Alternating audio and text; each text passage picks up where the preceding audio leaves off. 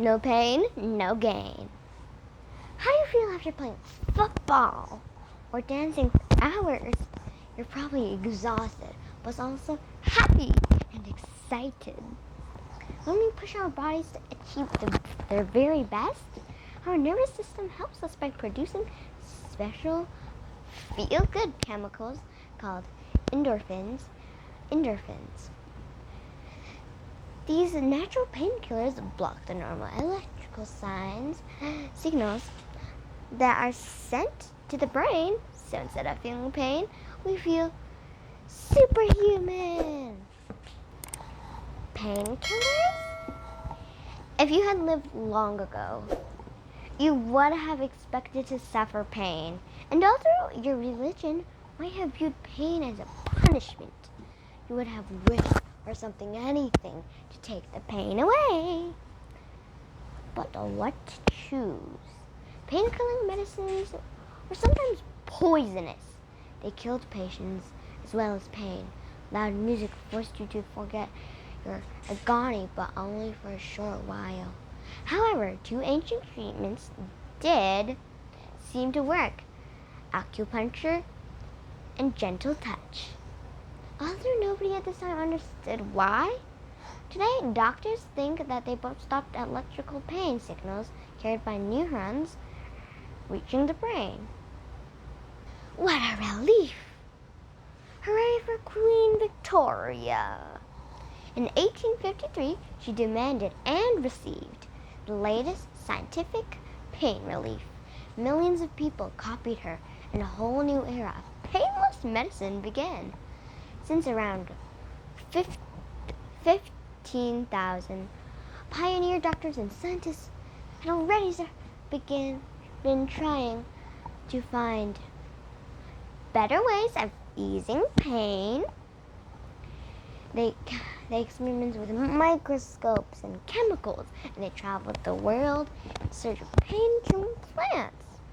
They finally had a breakthrough around 1840 and managed to develop anesthetic drugs that made patients unconscious and completely unable to feel pain.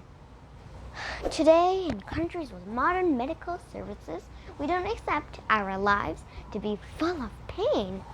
Science has shown us how and why pain happens, and doctors can usually control it with medications, anesthetics, and medical machines.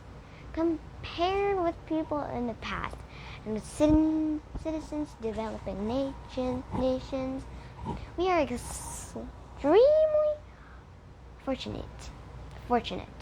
Even so, we are never completely free of pain, and that's a good thing. A painless life would be difficult, dangerous, and probably deadly. Believe it or not, you really wouldn't want to live without pain. Tell me how it hurts. If you were a doctor, what would you do if a patient said, "Help! It feels like there's an elephant sitting on my chest"? You'd probably act quickly, because chest pains can be a sign of serious illnesses. But it's not always easy to describe pain or to understand somebody else's description of it. We can feel pain, but we can't see it, smell it, or take a picture of it. And it's difficult to measure because we can't tell whether our pain's the same as pains felt by others. So how do we try to understand someone else's pain? Here's a few ways. Ask the patient to give his or her pain a score from 1 to 10.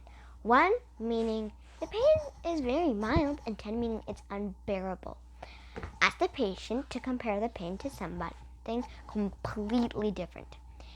It's like a metal band tied around my head. It's like a wave sweeping through my body.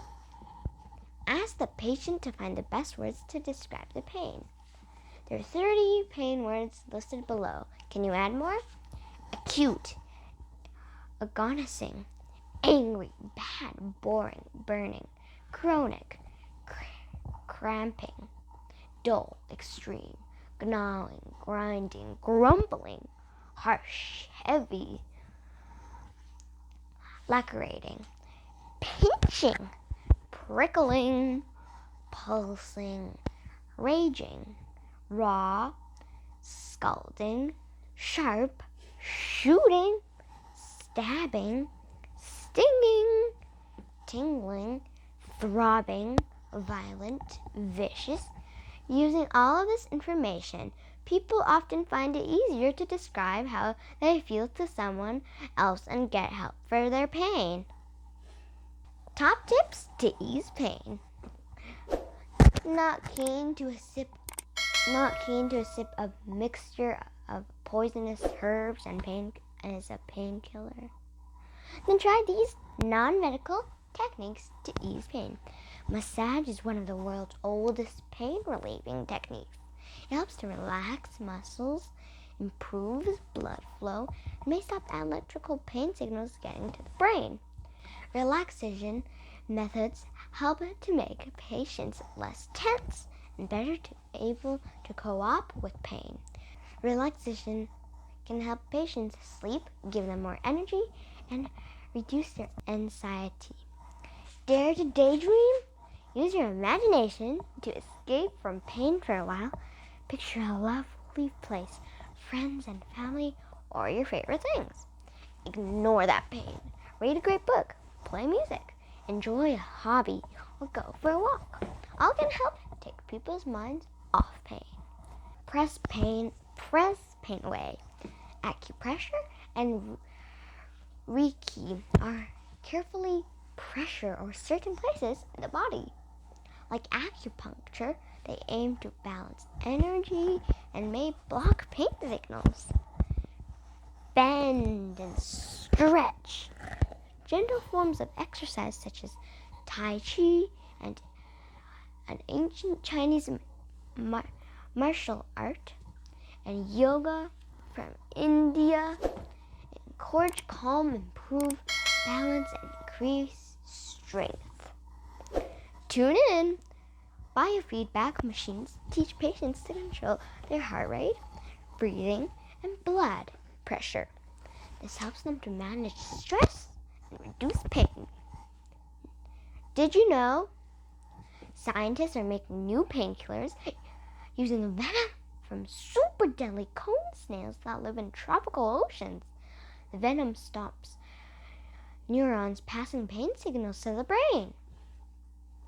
Brain cells cannot feel pain. Surgeons can operate on the brain without anesthetic, and the patient doesn't feel a thing. People who have lost an arm or leg often suffer pain in the place where the limb used to be. No one knows exactly why this happens, but perhaps it's because the brain still thinks the limb is there. In the past, operations without anesthetics were so painful that people said the best doctor was not the cleverest one, but the one who worked most quickly. In South America, priests from the ancient Inca civilization made medicines by chewing leaves to release pain-killing chemicals. Then they spat the juice over their patients.